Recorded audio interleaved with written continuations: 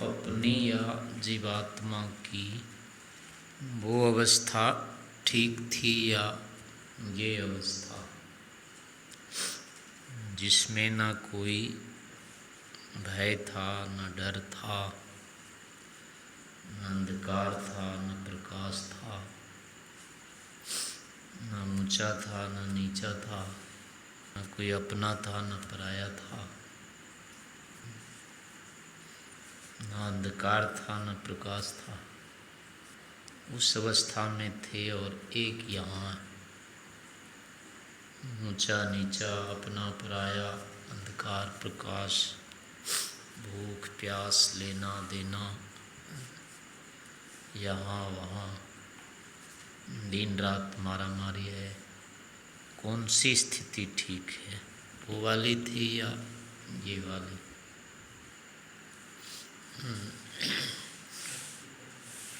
तो इसमें ऐसा समझना चाहिए कि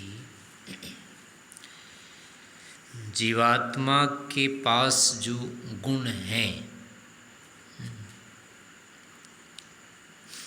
उसकी अभिव्यक्ति नहीं हो पाती। यदि उसी अवस्था में पड़ा रहता तो उसके अंदर जो गुण हैं वो निरर्थक होते। किसी चीज़ का होना और उसका प्रयोग नहीं होना ये उचित नहीं होता है।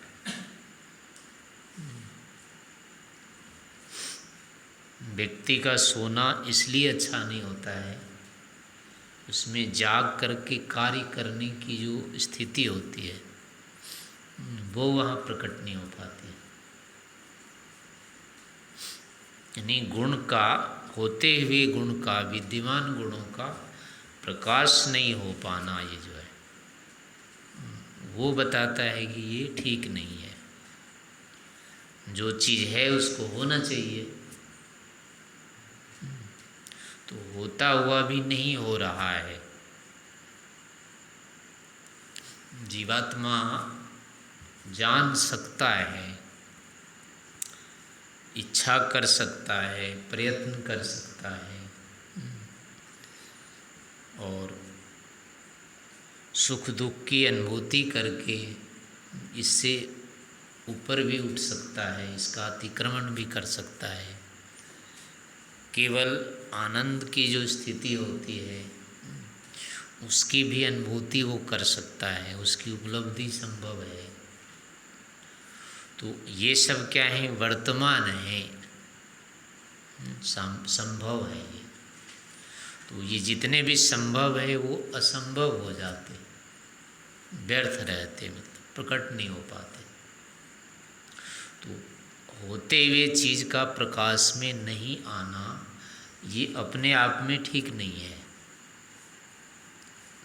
क्योंकि है फिर कैसे नहीं होगा? जो चीज़ है वो होना ही चाहिए। आँख यदि है और उसका नहीं देखें, बंद ही रखें, तो आँख का होना ठीक नहीं कहा जाएगा।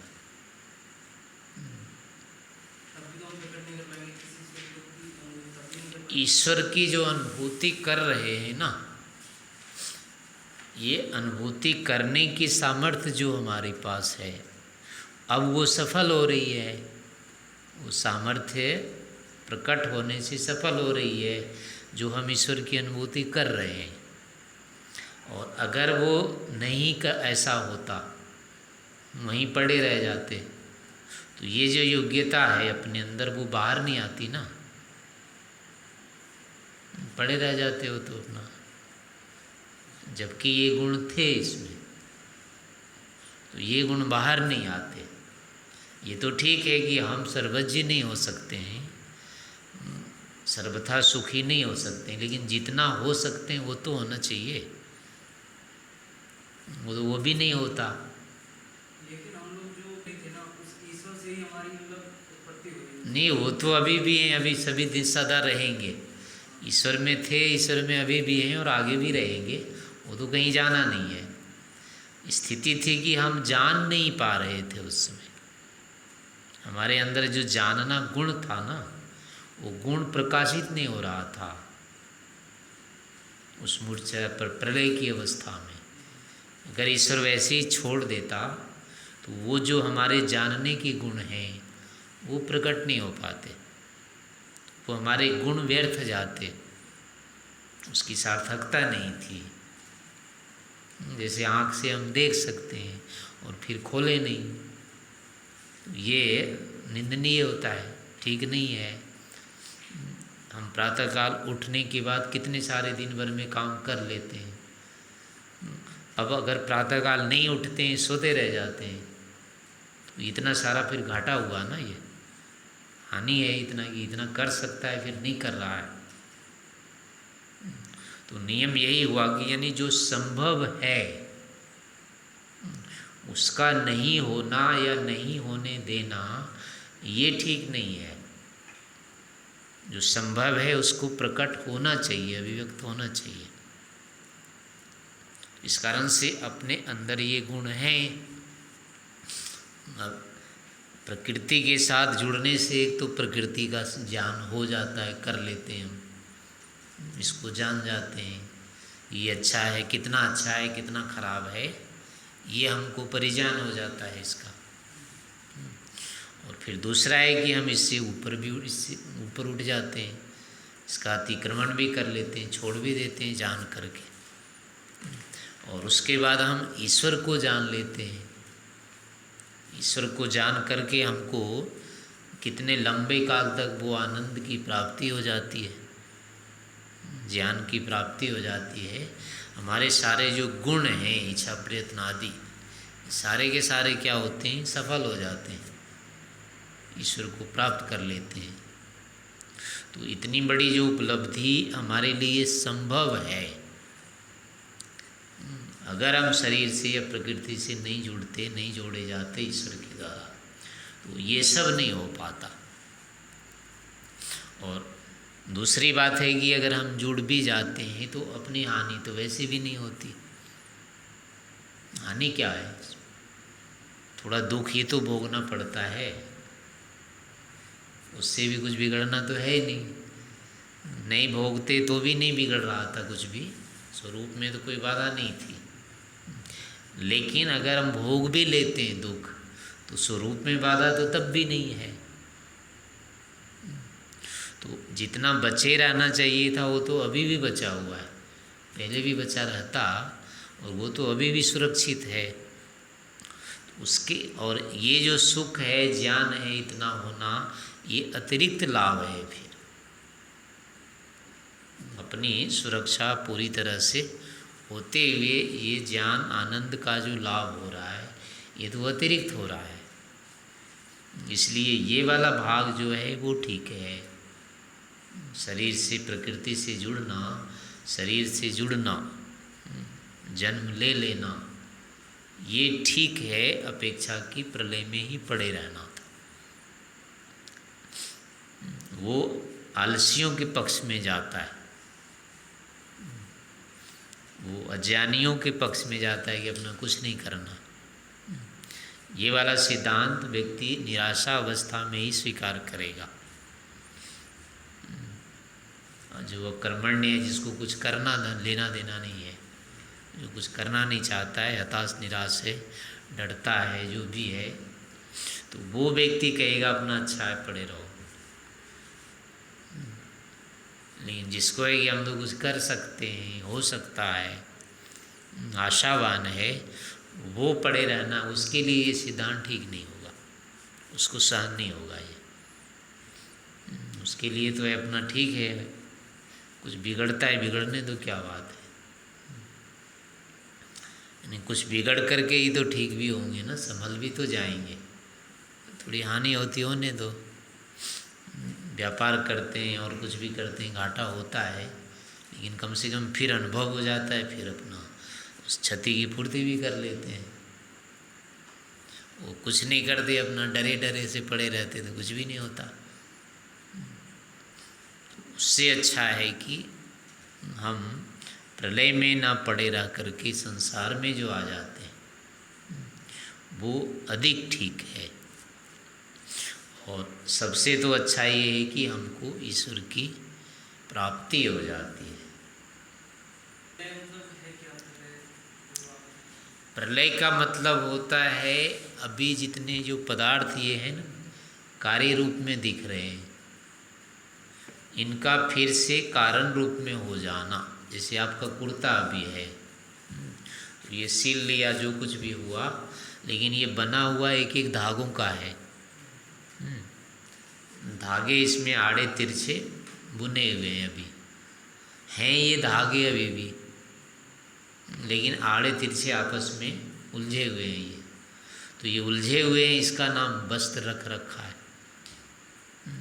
तो इस वस्त्र का फिर से समझ लो धागा धागा हो जाना, इसका नाम। तो ऐसे ही अभी ये जो संसार दिख रहा है, ये भी आपस में ढेर सारे परमाणुओं के झुंड है, और ये क्रम विशेष में आपस में उलझे हुए हैं। ये ऐसे केवल नहीं गुथमुथ हैं, लेकिन एक नियम से एक क्रम से आपस में जुड़े हुए हैं ये। लेकिन हैं ये छोटे छोटे कण। ये जो दिख रहा है ना, ये एक कार्य पदार्थ है, मतलब स्वरूपता ऐसा नहीं है। ये जो स्वरूपता है वो तो दिखता ही नहीं है। इसका जो मूल भाव है एकदम से कण, छोटा से छोटा कण हो जाएगा ये सारा। तो उस कण के अवस्था में से पूरे संसार का चला जाना, ये प्रलय कहलाता है। सूरज है, चांद है, पृथ्वी है, पेड़ है, वनस्पति जो कुछ है, मनुष्य शरीर आदि हैं, ये सभी के सभी क्या हैं? प्रकृति के कार्य हैं। ये सबका एक जोड़ है, समझो परमाणुओं का एक गुच्छा है ये। तो ये धीरे धीरे आपस के जो इसके संयोग जो हैं वो टूटते टूटते अंत में जाकर फिर वही के वही परमाणु बच जाते हैं। तो इसी का जो परमाणु अवस्था है, जहाँ से ये शुरू हुए थे चल करके जुड़ते गए थे, उसी की अवस्था में फिर वापस चला जाना, ये प्रलय कहलाता है। यानी जो जिसका अपना अपना व्यक्तिगत स्वरूप है अंतिम, वहाँ जा कर के खड़ा हो जाना। अभी हम क्या हैं? प्रकृति के साथ जुड़े हुए हैं। प्रलय में प्रकृति अलग हो जाएगी, हम अलग हो जाएंगे।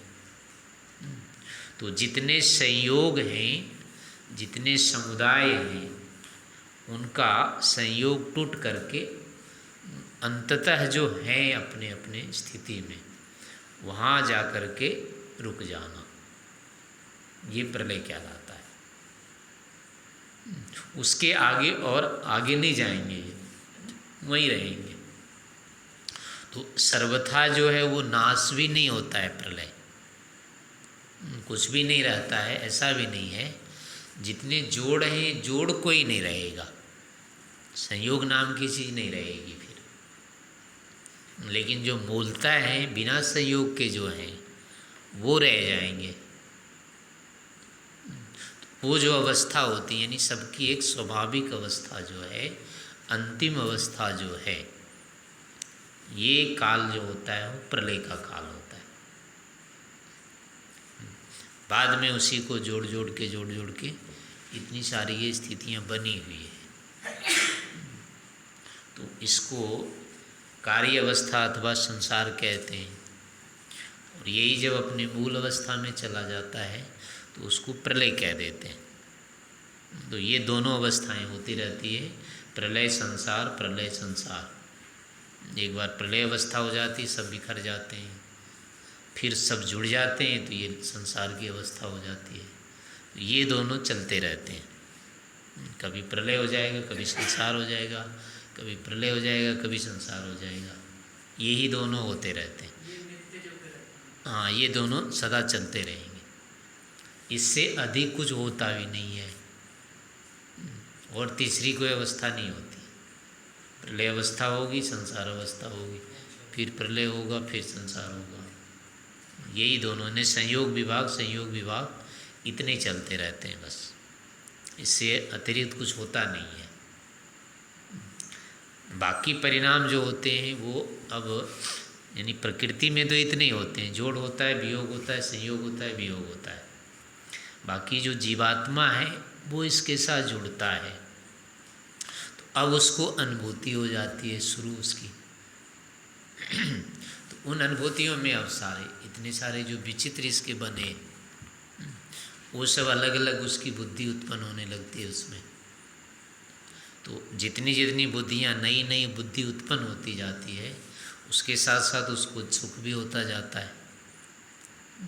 जहाँ जहाँ समझ में नहीं आता है वहाँ वहाँ उसको दुख भी होता जाता है, वहाँ मोह भी होता जाता है। तो ऐसे ऐसे मतलब उसकी अनुभूति जो शक्ति है, चेतना, तो उस चेतना में अंतर आने लगता है फिर। तो उससे फिर उसको सुख भी होता है, दुख भी होता है, इनका ज्ञान फिर होने लगता है। इसके अंदर जितने भी गुण प्रकृति में हैं, वो सारे के सारे गुण जो हैं इस संसार की अवस्था में प्रकट होते हैं। तो अब इसको ज्ञान होने लगता है उन्हीं चीज़ों का। तो उसके ज्ञान से फिर क्या होता है, इसको कभी सुख कभी दुख, कभी सुख कभी दुख, ये दोनों होते रहते हैं। और ऐसे ही ज्ञान जब ठीक होता जाता है तो होते होते अंत में ये इस प्रकृति से अलग हो जाता है। उसके बाद फिर इसी प्रकृति में जानते जानते इसको ईश्वर को भी जानने की इच्छा हो जाती है, और ईश्वर का ज्ञान भी इसको उपलब्ध हो जाता है। उसके बाद फिर क्या होता है, ईश्वर को भी ये जान लेता है। ईश्वर को जानने के बाद अब चूँकि प्रकृति से ईश्वर श्रेष्ठ है, उत्तम है, वो इसमें तो सुख दुख दोनों होते हैं प्रकृति में। ईश्वर में दुख नाम की चीज़ नहीं होती है, लेकिन सुख होता है, ज्ञान होता है। तो इस कारण से फिर क्या होता है, वो प्रकृति को तो छोड़ देता है या उससे अलग हो जाता है, और ईश्वर के साथ फिर क्या होता है, तल्लीन हो जाता है, उसको जानने लग जाता है। तो मुक्ति जो होती है, मुक्ति में भी जीवात्मा का ईश्वर में लय नहीं होता है, यानी घुल मिल नहीं जाता है। वो इसका स्वरूप समाप्त होकर के वो ईश्वर में मिल गया, ऐसा नहीं होता है। ईश्वर में मिलने का मतलब केवल होता है ईश्वर में लीन हो जाना, केवल ईश्वर की ही अनुभूति करते रह जाना, वही इसका ईश्वर में लीन होना होता है। स्वरूपतः नष्ट होकर के ईश्वर में मिलना ऐसा नहीं होता है। जैसे कि अब गंगा नदी समुद्र में गिर जाती है तो कहते हैं कि वहाँ जाके ये समाप्त हो जाती है, अस्तित्व नहीं रहता। वस्तुतः ऐसा नहीं होता है। गंगा का जो पानी है वो समुद्र के पानी में तो फिर भी रहता है, वो पानी थोड़े ख़त्म हो जाता है। बस इतना ही है कि पानी जैसा ये होता है वैसा अब अलग से नहीं दिखता है वो, लेकिन होता तो है, वो समाप्त हो जाता है। पानी ऐसा नहीं होता है। तो ऐसे ही जीवात्मा भी ईश्वर में लीन हो जाता है, लेकिन इसका स्वरूप नष्ट हो जाता है, अपना स्वरूप नहीं रहता है, ऐसा नहीं होता है। तो लेकिन प्रकृति को जो जानने की इसकी इच्छा रहती है, उससे जो जुड़ा रहता है, ये इतना भाव हट जाता है। ना इसको जानने की इच्छा रहती है, ना उससे ये संबद्ध रहता है। और अन्य काल में ईश्वर के साथ इसका नित्य संबंध रहता है, लेकिन उसकी अनुभूति नहीं होती है। जैसे अभी ईश्वर के साथ तो है संबंध, पर ईश्वर की अनुभूति नहीं हो रही है। ऐसे प्रलय काल में भी संबंध तो रहता है, लेकिन कोई ज्ञान नहीं होता है। तो लेकिन मुक्ति काल में इसको ज्ञान भी होता रहता है। संबंध जो है उस संबंध का भी ज्ञान होता रहता है। अभी केवल संबंध है पर ज्ञान नहीं है। जैसे कभी कभी होता है जेब में चाबी रहती है या पैसे रहते हैं, पर भूल जाते हैं कहाँ रखा है। तो चीज़ तो अपने साथ रहती है, लेकिन ज्ञान नहीं रहता है, तो अब उसके अनुकूल काम नहीं कर पाते हैं। और कभी होता है कि हाँ पता है पैसे हमारे पास हैं जेब में, तो अब कोई चीज़ लेना है, सामान खरीदना है, कुछ है, तो पता रहता है कि है मेरे पास पैसे, तो अब उस समय फिर हम उस पैसे का उपयोग कर लेते हैं। तो व्यवहार में भी आ जाता है। तो ऐसे ही ईश्वर रहता तो है हमारे पास, लेकिन हम उसको जान नहीं पाते। जैसे कभी चाबी या पैसा रहने पर भी जान नहीं पाते हमारे पास है, चीज़ तो है लेकिन पता नहीं होता। ईश्वर में लीन होने का मतलब है अन्य विषयों को जानने की इच्छा नहीं रखना, केवल ईश्वर को ही जानते रहना, ये ईश्वर में लीनता है। आत्मसात भी कहेंगे उसको, यानी अपने से उसको पृथक नहीं मानना। यानी एक तो ये भी होता है कि उसमें जो आनंद है ईश्वर में, उस आनंद से भी युक्त रहना। तो अब वो जो आनंद जैसा ईश्वर को हो रहा होता है वैसे ही जीवात्मा को भी हो रहा होता है, आनंद में भेद नहीं रहता है। तो यही एक प्रकार से ब्रह्ममय होना भी कहेंगे, ईश्वरमय होना कहेंगे, या ईश्वर के जो आनंद गुण है अब अपने को अनुभव में आ रहे हैं, तो ये अब तल्लीनता भी कही जाएगी। जो प्रकृति के सुख थे उसमें अब इच्छा नहीं हो रही है, उसको जानने की नहीं हो रही है, न जान रहे हैं, पर ईश्वर वाले आनंद को जान रहे हैं। तो इस प्रकार से इसको तल्लीनता कहते हैं, ईश्वर में तल्लीन हो जाते हैं। बाकी जो होती है अपना जो स्वरूप होता है, अपना जो अस्तित्व होता है, उसमें कोई अंतर नहीं आता है। और वो भी आगे के समय में, ये तो पहले पहले जब ईश्वर के गुणों की अनुभूति होगी उस समय तो तल्लीन हो जाएंगे, फिर किसी दूसरे विषय का ध्यान नहीं रहता है उस समय। लेकिन कालांतर में जाकर के ईश्वर के आनंद का भी ज्ञान होता है और दूसरे विषयों का भी ज्ञान होता है। जैसे कभी बाजार में या और कहीं जाते हैं ना, कोई विशेष चीज़ दिख गई तो जब एकदम सामने आती है तो सब बाकी सबको भूल जाते हैं, लेकिन थोड़ी देर देखते देखते फिर बाहर आगे पीछे भी देखने लग जाते हैं ना, भाई मैं भी हूँ, इधर भी है, उधर भी है, उधर भी है, दूसरे का भी ज्ञान होने लगता है और वो जो सामने चीज़ विशिष्ट चीज़ थी उसका भी ज्ञान होने लगता है। तो कालांतर में ईश्वर का भी बोध होता रहेगा, उसका आनंद भी मिलता रहेगा और प्रकृति को भी जानता रहेगा। इनको भी जानेगा, वहाँ नहीं आनंद नहीं खोएगा, यानी कि आनंद तो उसको सुनिश्चित है, मिल ही रहा है। तो ऐसे में अब उसकी बुद्धि पूरी काम कर रही होती है, तो बुद्धि काम करने से एक के साथ दूसरे की भी जिज्ञासा उठ जाएगी, दूसरी चीज़ को भी जानना। जैसे आनंद में क्या होता है ना, यहाँ प्रसन्न होते हैं, आनंद होते हैं, तो उसमें क्या होता है हम अधिक फैल जाते हैं, और जब दुख होता है तो सिकुड़ जाते हैं। हाँ, लेकिन पहले दिन देखते हैं तब दूसरे दिन फिर देखो तो अब कुर्सी का पता लगने लगेगा ये काठ का है किसका है, फिर मच्छर का भी पता लगने लगेगा, खटमल का भी पता लगने लगता है। हाँ, जैसे जैसे दिन उसी को देखते जाते हैं दोबारा तिबारा। नहीं, सुख वो कम नहीं होता है, लेकिन हमारी जो बुद्धि थी ना पहले, हम बहुत अधिक उसके प्रति जब वो हो गए थे, वो थोड़े थोड़े क्या होता है बुद्धि स्थिर होती है। पहले बहुत अधिक दबाव रहता है, उसका आवेश हो जाता है पहले विषय का, बाद में वो आवेश कम हो जाता है। तो कम होता है तो स्थिर हो जाते हैं, तो स्थिर होने पर अब बुद्धि चलती रहती है, तो वो भी पकड़ में रहता है और दूसरे भी काम कर लेते हैं। हाँ हाँ, पहले तो वही लेंगे, लेकिन 2-4 दिन के बाद अपना फिर इधर उधर घूमना शुरू कर देंगे। हाँ, बाकी तो संसार भी देखेंगे और भी दूसरे से भी मिलना शुरू कर देंगे, वहाँ भी बैठेंगे नहीं। अब पहले दिन हो सकता है बैठे ही रह जाएं, पर दूसरे दिन से ऐसा नहीं होगा। यानी वस्तुतः यहाँ समाधि में ही ईश्वर का बोध हो जाता है, आनंद आ जाते हैं, और यहाँ से जैसे ये शरीर के साथ संबंध कटता है ना, तभी से वो पूरा स्वतंत्र हो जाता है। उसी से अपना इधर उधर देखना घूमना शुरू कर देता है।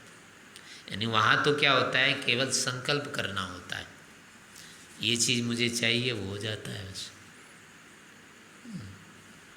वो तो ईश्वर को दिखाना पड़ेगा। ये चीज़ मुझे देखना है, वो ईश्वर को दिखाना होगा, ठीक है। उसकी इच्छा हुई मुझे सूरज को देखना है, उसमें कैसे गुब्बारे फटते हैं उसके, तो ईश्वर को दिखाना पड़ेगा, चल वो वहाँ उसको ले जाएगा, दिखा देगा। तो वो तो मैंने गलत संकल्प नहीं होता है, संभव ही होता है, विद्यापूर्वक होता है। तो वो संकल्प मात्र से सभी चीज़ें सामने आती रहती है, गलत संकल्प आचार्य वहाँ नहीं होगा। कैसे होगा? मतलब मान लो कि ये ईश्वर ये सूर्य ने किया है, इसको नष्ट कर दे। हाँ, यानी वो कहेगा कि मैं भी बना के देखता हूँ कैसे होता है। वो कहीं से ईंट उठा करके मारने लग गया उसमें, जैसे यहाँ गड्ढे में मार देते हैं, तो ये सब वहाँ नहीं होगा।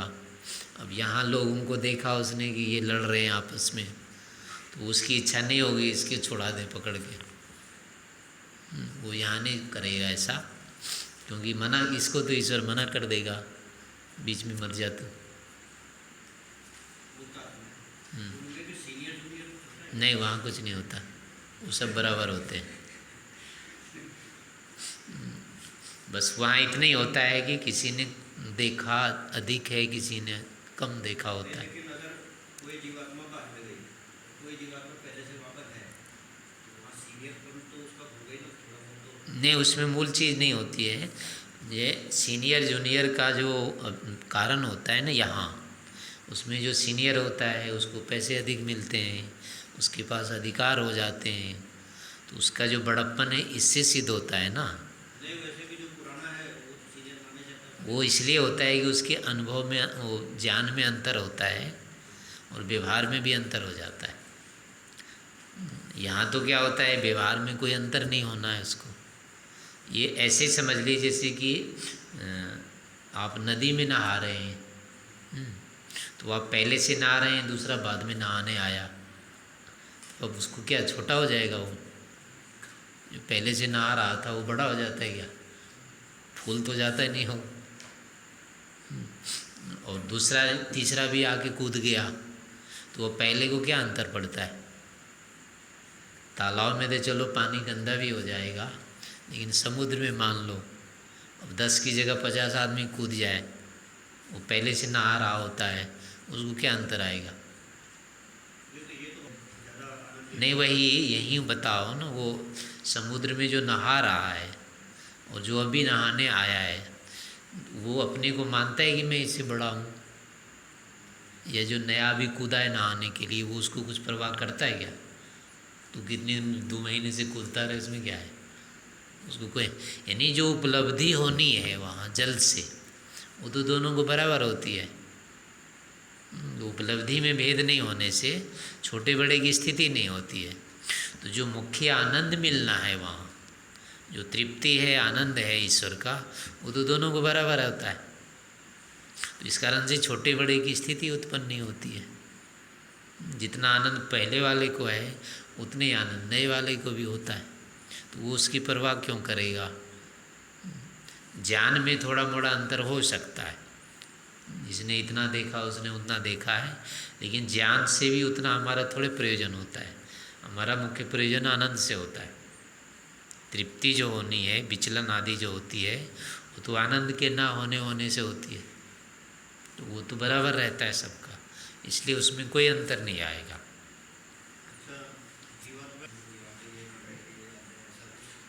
लेकिन उससे कोई अंतर नहीं पड़ता है, वो ना तो साथ दिखाने नहीं जाते हैं। ठीक है, वो उधर से आ रहा है इधर से जा रहा है तो मिल लेते हैं, बातें कर लेते हैं, लेकिन फालतू ही होते हो, ऐसे कोई आवश्यक बात तो करते नहीं हैं। यानी कोई ऐसी चीज़ हो उसके बिना इसका नहीं होना हो। जैसे आप जाते हैं ना कहीं स्टेशन में, कहीं जाना हो यात्रा में, तो एक तो होता है पूछताछ पर पूछने का होता है कहाँ क्या गाड़ी जा रही है कौन सी, और एक साथ में होता है। तो अब व्यक्ति से पूछ लो या पूछताछ वाले में पूछ लो, क्या अंतर पड़ता है। ताश में जिसने पूछ रखा है, जिसको पता है, वहीं से अब दूसरे से भी पूछ लेता है तो उसको ज़्यादा अंतर तो नहीं पड़ता है ना। तो ऐसे जो ज्ञान का मुख्य है वो तो ईश्वर से उसको हो जाता है, तो इसलिए जो दूसरी जीवात्मा है वो तो गौण ही रहता है, उसे पूछना नहीं पूछने में इसको कोई अंतर नहीं आता है।